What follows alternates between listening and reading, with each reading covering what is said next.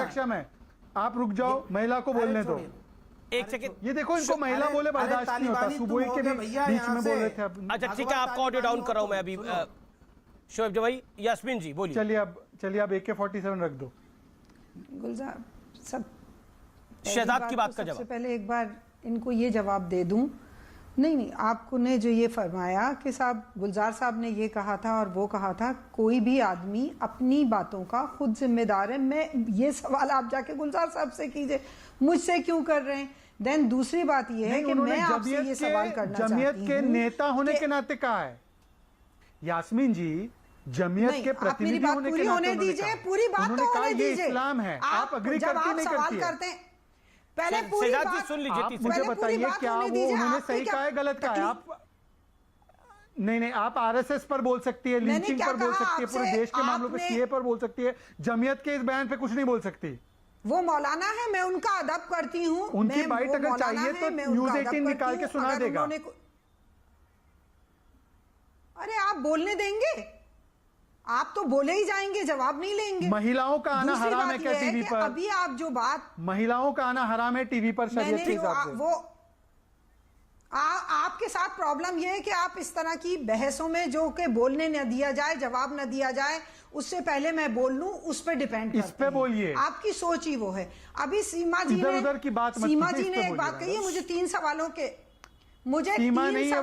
जवाब देने हैं, वो ले लीजिए। सीमा, वो सुबोई है, ये अमीश है, सुबोई के भी जवाब देना है। अरे बोलने दीजिए, कितना बोलते हैं गुलजार जी की बात पर किसी को बोलने नहीं देते। चीखने की जरूरत नहीं है, गुलजार जी के महान विचारों पर अपने विचार रखिए। शहजाद पूरेवाला यास्मीन जी को बोलने दीजिए ना, 40 सेकंड अपनी बात रख ले, फिर आप बोल लीजिएगा। बोले जाइए, आपको शायद बोलने की बीमारी है। यास्मीन जी बोलिए, आप प्लीज बोलिए यास्मीन जी। वो बोलने दे तब कोई बोलेगा। अच्छा बोलिए, अब आप बोलिए। 15 बार बोल रहे हैं आप 40 सेकंड है, आप बोलिए। मुझे एक बात बताइए, एक तो अभी सुबुही ने ये कहा कि मैं 75 साल की औरत का या मर्द का भी बेइज्जती कर सकती हूँ, तलवार लेके खड़ी हो सकती हूँ। तो भाई मुझे क्या उन्होंने ऐसा देख लिया बुरा करते हुए देश के साथ, और उन्होंने कौन सा इतना अच्छा कर दिया? वो जरा सा मुझे तफसील में चाहे तो मेरा नंबर ले लें आप। मैं नहीं सुन रही अभी। और दूसरी बात, सवाल उनका जवाब मैं ये दे दूं, सुबह पहले वो बोल ले 30 सेकंड, फिर आप बोल लीजिए। आपके कहने से मैं मुजरिम नहीं हो जाऊंगी। आपकी सोच अपने पास रखिए, समझ गई ना आप? मेरी सोच मेरे पास है, मैं कितनी फर्माबरदार हूं, अपने देश से प्यार करती हूं, ये मैं जानती हूं। आपसे मुझे गवाही देने की जरूरत नहीं है, पहली बात। दूसरी बात, मैं उनका जवाब दे दूं कि ये अगर गुलजार साहब कह रहे हैं उनकी सोच है, वो उनसे जाके सवाल करिए। पर ये सोच सही है कि सोच गलत है? कोई जरूरत नहीं है। नहीं, ये सोच सही है या वो गलत है सोच? मैं किसी को क्यों नहीं बोलेंगे आप बोलती है सीए नरेंद्र मोदी और अमित शाह लेके आए, वो तो गलत है। देश के प्रधानमंत्री की सोच तो गलत है, लेकिन इस मौलाना की सोच ठीक होगी। सुन लीजिए, इस मौलाना की सोच पर आप कोई अपना वक्तव्य नहीं देना चाहती, क्यों ऐसा? क्यों ये सिलेक्टिव हो जाता है ना मैडम? ये इतना गलत है तो हिंदुस्तान के में पूरे में इतनी लड़कियों के अलग कॉलेजेस, लड़कियों के अलग स्कूल क्यों है? पहले उन्हें खत्म कर दीजिए। वो तो मतलब आप सोच के साथ ही हुई ना, फिर तो आप उस सोच के साथ ही हो गई ना। और फिर ये तो पेरेंट्स पे डिपेंड, क्या पेरेंट्स पे डिपेंड करता है, लेकिन वो तो कह रहे हैं कि हमारे लिए सबसे ऊपर धर्म है अपना। उनके कहने से क्या तो उनको क्रिटिसाइज करिए फिर। तो इतना बवंडर करके मैं उनके साथ नहीं भी हूं, लेकिन हूं भी। मैंने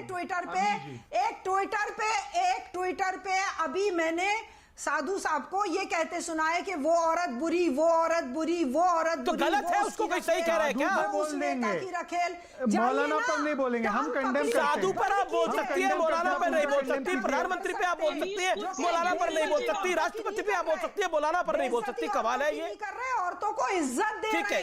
ठीक है इज्जत दे रहे हैं। जी गौरव जी शहजाद 10 सेकंड में reply, then Gaurav Bhatia and देखिए शोएब भाई, ये से निकाल के औरतों का रेप एक सेकंड अमीश 10 सेकंड लूंगा, फिर गौरव जी को भी आना है।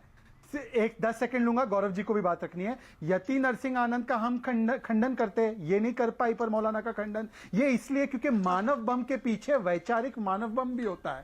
ये मानव बम एक तरीके से निजाम मुस्तफा की बात करते हैं और ये वैचारिक मानव बम गौरव करते हैं। ये वैचारिक मानव बम। राजीव गांधी को क्या मुसलमान ने मारा था मानव बम बम के?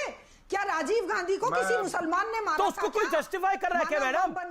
नहीं तो राजीव गांधी को मानव बम बन के जिसने मारा था उसको कोई जस्टिफाई तो नहीं कर सकता ना। बेन सिंह को जिसने मारा था उसको जस्टिफाई तो नहीं किया जा सकता ना। लेकिन तालिबान को जस्टिफाई करने के लिए सारे एग्जांपल दिए जा रहे हैं। लेकिन तालिबान को जस्टिफाई करने के लिए सारे एग्जांपल दिए जा रहे हैं। गौरव भाटिया क्या मौलाना ने सीख दी थी क्या? ठीक है, गौरव भाटिया एंड शोएब जमई जी। गौरव भाटिया, पहले आप अपनी बात को रखिए, आप काफी देर से कुछ बोलना चाह रहे हैं। शिक्षा प्रणाली में तो बदलाव चाहते हैं ये, और उल्टा ये कहते हैं आपने अगर जमात उलेमा हिंद को की लास्ट लाइन को सुनाओ, सबसे पहला हमारा मजहब है, उसके बाद बाकी कुछ है। मैं आऊंगा। देखिए, मौलाना मदनी जी की बात का पहले उत्तर देता हूं। मौलाना मदनी जी ने कोविड का टीका लगाया होगा। अमीर जी, जब वो कोविड का टीका लगाने गए और एक देवी रूपी बहन ने उनको टीका लगाया, तो क्या उन्होंने ये कहा कि मुझे टीका मत लगाओ, तुम एक महिला हो? कहा क्या? संविधान तो बराबरी की बात करता है। जब मौलाना मदनी जी हज पे जाते हैं और उस विमान को चलाने वाली हमारी कोई बहन हो, क्योंकि भारत में तो अब जो महिलाएं हैं वो विमान भी चला रही हैं और लड़ाकू विमान भी चला रही हैं, तो क्या मदनी जी ये कहते हैं कि अब मैं नहीं जाऊंगा हज पे और उसके अलावा सर्जरी करानी पड़े मौलाना मदनी जी को? डॉक्टर तो हमारी बहनें भी हैं, हमारी माताएं भी हैं, तो क्या मदनी जी कहेंगे नहीं मैं मर जाऊंगा लेकिन सर्जरी नहीं कराऊंगा? ये सोच की लड़ाई है। एक तरफ तालिबानी सोच, एक तरफ नहीं। गौरव इसमें मेरा ऑब्जेक्शन बड़ा ये है। गौरव मेरा ऑब्जेक्शन एक बड़ा ये है कि एक दिन पहले तालिबान में जो कुछ होता है अगले दिन उस पर बयान दिया जाता है। ये क्रोनोलॉजी समझने की बात है। ये क्रोनोलॉजी ये कहती है कि एक दिन पहले तालिबान पे हो रहा है, अगले दिन भारत में बयान दे दो।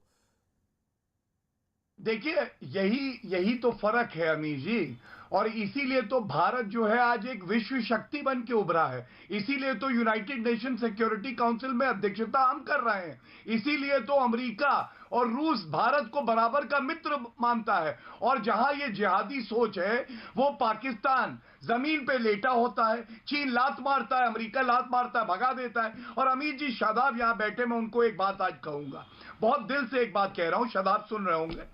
शादाब, भारतीय पहले बनो, मुसलमान बाद में।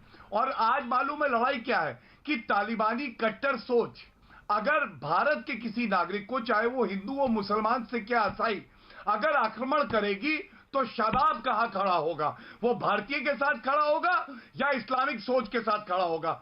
जिस दिन भारत के साथ खड़े होने लगोगे और इस्लाम को दूसरे नंबर पे कर दोगे, 135 करोड़ भारतीय सल्यूट करेंगे। और वरना ना तालिबान के रहोगे ना भारत के रहोगे। वो कहावत सुनी होगी, वो सुनी है ना, धोबी का ना घर का ना घाट का। वो इसलिए मैं कह रहा हूं, अपनी लकीर इतनी